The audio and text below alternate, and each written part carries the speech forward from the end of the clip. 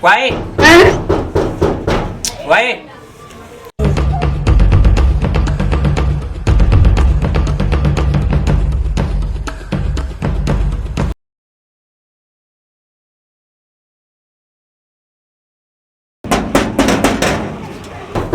Ina zuwa.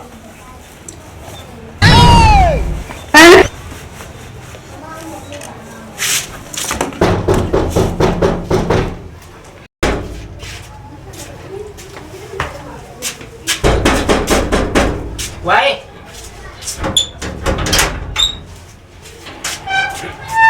Ya, kwana. Ya ke ciki. Wallahi. Ya harkokin. Wallahi alhamdulillah. To ya gida bayan za a koma ba. Wani irin zan koma? An nan ganda kai na zo kenan. Kamar ya ka zo. Wallahi na zo kenan. Ai abubuwa suna ta tafiya noma wallahi. Haba. Alquran. A duk su tumuna. Wai kai ban za ka koma ba. Wai hannun da ka gani dan nan. Daga nan har ina jin yana yi wata guda a gidan nan. Haba. Allah. Dan samu abin zama mana. Kamar ya. Ainihin da ka gani nan wani yana yi wata guda car a cikin gidan nan. Wai ya ake ciki ya labarin mutum ya taka. Wallahi labari lafiya ne.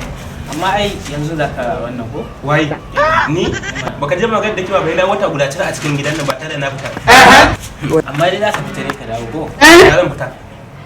Wai kai kake irin wannan abu? Ba wanda kullu kake kace me jin sanyi. Kuma ga Allah ya kare. Ai ba. Subhanallahi sannu. Wai dan da ka ta mata gun.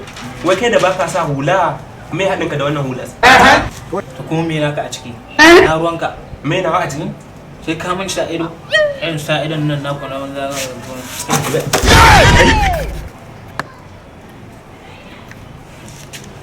Alƙon ba za ka ci shi ba. Wai dama abinci ne a ciki shine kake boyewa? Wallahi ba ka ci shi ba. Kai ka manta zama amanar da muka yi? Ai mana. Duk zaman amanar da muka mu je mu samu ganin kwaki mi menene mu ci tare amma ba a wannan ba to wallahi ko zaka mutu na ci abinci. Alƙon ba ka ci shi ba. Idan ka sani.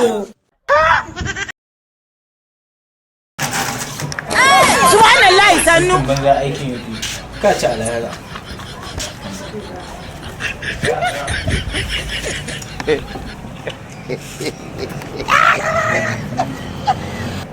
Mu ai ba banza bane.